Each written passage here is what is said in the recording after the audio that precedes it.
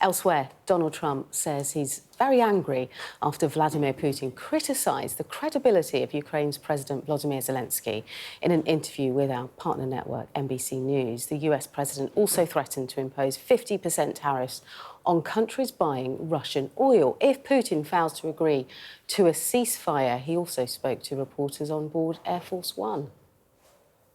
I was disappointed in a certain way, some of the things that were said over the last day or two having to do with Zelenskyy, because when he considers Zelenskyy not credible, he's supposed to be making a deal with him, whether you like him or you don't like him. So I wasn't happy with that, but I think he's going to be good. And I certainly wouldn't want to put secondary tariffs on Russia, but if they were put on, it would not be very good for them. Our US correspondent James Matthews has the latest for you from Washington.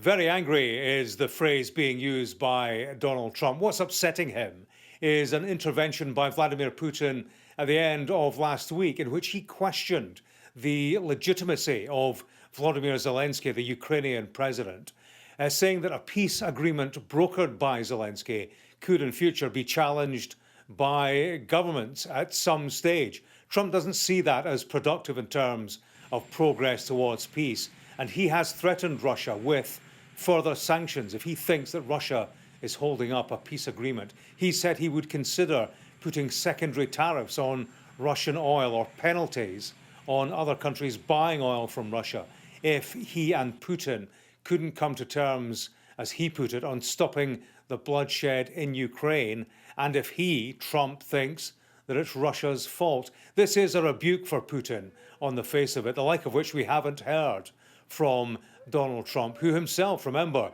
has undermined the credibility of Ukraine's president in the past. This is ultimately a two-way negotiation for America, and this, from Donald Trump, has the sound, at least, of an even-handedness that, for most outside of Russia, has been lacking in this US president.